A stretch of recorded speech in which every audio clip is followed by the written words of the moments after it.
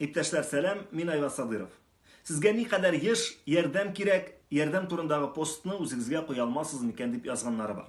Menga andi xabarlar gil kile. Barısında bulmasa da ko'plarini qo'yib borishga tirisham.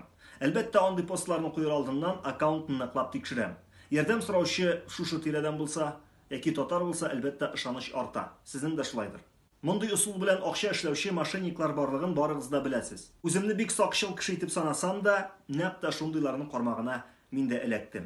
Günlerden bir günde Albina isimli kızdan menga tübendagi haber kelip düştü. Oğlumni mashina berdirdi. Tez arada operatsiya kerak, tizlanib so'rayim, yordam etingiz. Akkauntni tekshirib chiqdim, o'zi tatar qizi, diagnoz qog'ozlari da bor. Postni sahifama qo'ydim da, o'zimda ko'rsatilgan kartasini oqsha soldim. Ko'p da o'tmadi, menga qolsa bu kishini da Ramiz Aymat akkauntini vatqan kibik vatqanlardir degan xabar kelib düştü. Ramiz Aymat akkauntini qarayim. So'nggi postimda anini mashina berdirdi, tez arada operatsiya kerak deyilgan.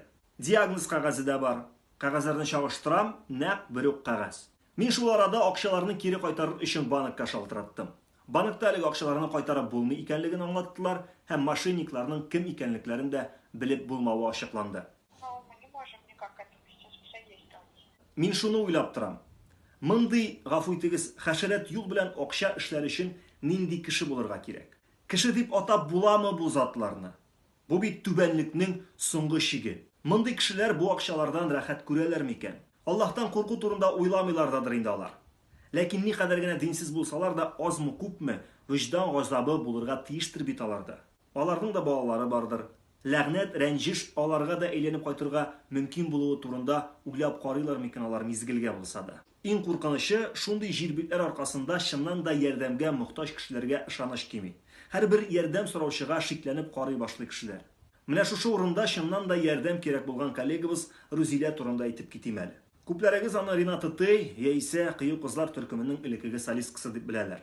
Uzg'an yilni ular oilasini qayg'utishi. 25 октября мой муж на трассе М7 попадает в аварию. Очень сильно он пострадал, у него было кровоизлияние в мозг, ему делали трепанацию черепа. Левая рука, левая нога у него, можно сказать, полностью раздроблена. Ногу собрали на штиф, рука до сих пор, на руке стоит аппарат Елизарова. И на сегодняшний день он оценивается как тяжелый пациент. Он не разговаривает, он сам не кушает, он не двигается. Пожалуйста, помогите мне восстановить моего мужа, поставить его на ноги. Чтобы наш сын, приходя домой, видел дома не только маму, но и папу. Hozirgi kunda onun iri sag'irni uzoq reabilitatsiya kutar. Anglag'ishcha yordamsiz Ruzilaga naq qiyin bo'lacak. Anglim bu shirda o'zimizga da finans yoqdan yengillardan tugildir. Tik bilan naqda shunday vaqtdagi yordamning qiymati naq orta.